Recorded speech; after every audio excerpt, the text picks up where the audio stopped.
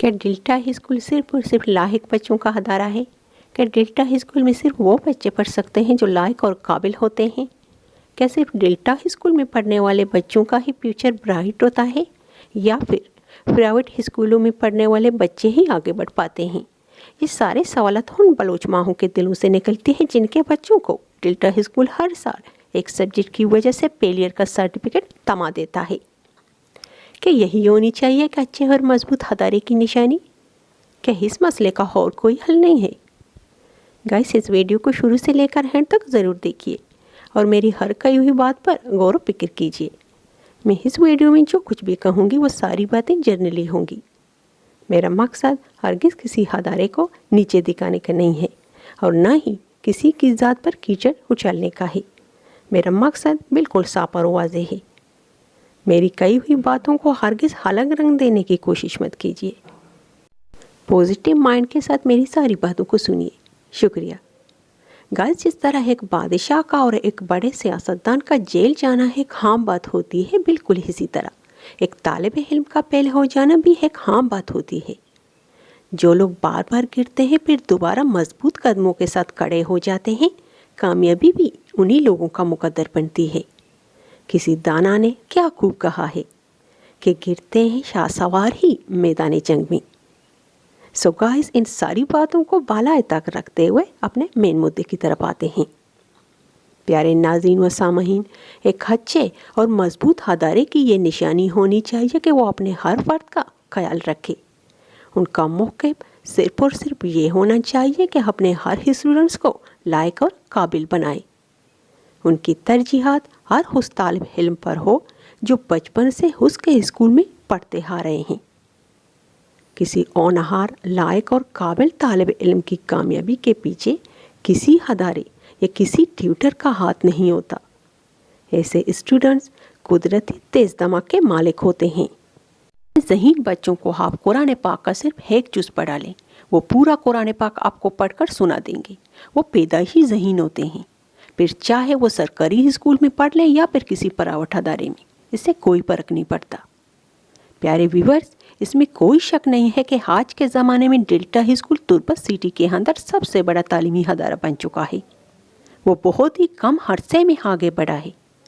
किसी भी अदारे के लिए ये एक अच्छी पेशरफ्त होती है।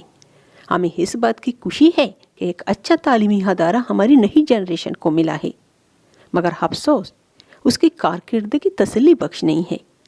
अगर इसी तरह चलता रहा वो वक्त दूर नहीं है।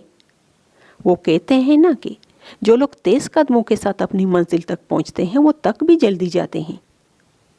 प्यारे व्यूवर्स, मुमकिन है डेल्टा हाई स्कूल 7 या 8 सब्जेक्ट पढ़ाता होगा और उन 7 और 8 सब्जेक्ट में से एक सब्जेक्ट ऐसा होता है जिनमें कुछ बच्चे हर साल फेल हो जाते हैं। सो ऐसी सूरत में यह अदारा क्या करता है? सिर्फ एक सब्जेक्ट की बिना पर बच्चे का पूरा साल ज़ाया कर देता है। इसी तरह होते होते उन स्टूडेंट्स के 3 या 4 साल ज़ाया हो जाते हैं। सो बल आकर वो तक हार कर अपने स्कूल ही छोड़ देते हैं। ना चाहते हुए भी इंतहाई मजबूरी में उन्हें अपने इब्तिदाई दरसगाह को छोड़कर जाना पड़ता है। डेल्टा हाई स्कूल उन तालिब इल्मों के लिए और कोई रास्ता छोड़ता ही नहीं, सिवाय इसके कि वो स्कूल छोड़कर चले जाएं। सो वो स्टूडेंट्स फेलियर का सनद लेकर कभी इस स्कूल तो कभी उस स्कूल, ऐसे बच्चों के मुस्तकबिल के साथ आप खेलते हो। क्या इस मसले का वाहिद हल स्कूल से बागम बाग हो जाने का है? आप इतना बड़ा अदारा चलाते हो, आपके पास इस मसले का और कोई हल नहीं होता। कहाँ होते हैं आपके वो टीचर्स जो अपने आप को 30 मार्कन समझते हैं? वो ये समझते हैं कि लायक और काबिल स्टूडेंट्स की कामयाबी के पीछे उनका हाथ होता है। जिस तरह होनहार और लायक तालिब इल्म आपके स्टूडेंट्स हैं, बिल्कुल इसी तरह पढ़ाई में सुस्त और वीक बच्चे भी आप ही के स्टूडेंट हैं। वो बचपन से आपके स्कूल में पढ़ते आ रहे होते हैं। ऐसे बच्चों को इस मुश्किल से निकालने की जिम्मेदारी भी आप पर आयद होती है। बजाय इसके कि ऐसे बच्चों को उन मुश्किलात से निकालें, आप उल्टा उन स्टूडेंट्स को इतना मजबूर कर देते हो कि उन्हें आपके स्कूल को ही खैराबाद कहना पड़ता है। आप दिल से भी यही चाहते होगे कि ऐसे बच्चे जितनी जल्दी हो आपके स्कूल से निकल जाएं, ताकि आपके स्कूल का नाम खराब ना हो जाए। در حقیقت آپ ڈرتے ہیں وہ اپنے ویک اور سست اسٹوڈنٹ سے کہ ان کی وجہ سے آپ کا ادارہ پیچھے نہ چلا جائے۔ گائز، میں جاتے جاتے آپ سب سننے اور دیکھنے والے اور والیوں کے لیے ایک سوال چھوڑ کے جا رہی ہوں۔ اگر ہو سکے کمنٹ باکس کے اندر میرے سوال کا جواب آپ دے سکتے ہیں۔ شکریہ۔ میرے ناظرین و سامعین، ایک باغبان اپنے باغ میں 10 پیڑ لگا لیتا ہے۔ ان 10 پیڑوں میں سے 2 پیڑ ایسے ہوتے ہیں جن کی گروتھ باقی 8 پیڑوں سے کم ہوتی ہے۔ ان 2 پیڑوں کے پتے زیادہ تر خشک ہوتے ہیں۔ آپ کے خیال میں اس باغبان کو کیا کرنا چاہیے؟ ان 2 پیڑوں کو جڑ سے اکھاڑ کر پھینک دینا چاہیے یا پھر ان 2 پیڑوں کو باقی 8 پیڑوں کی طرح گروتھ میں لانا چاہیے؟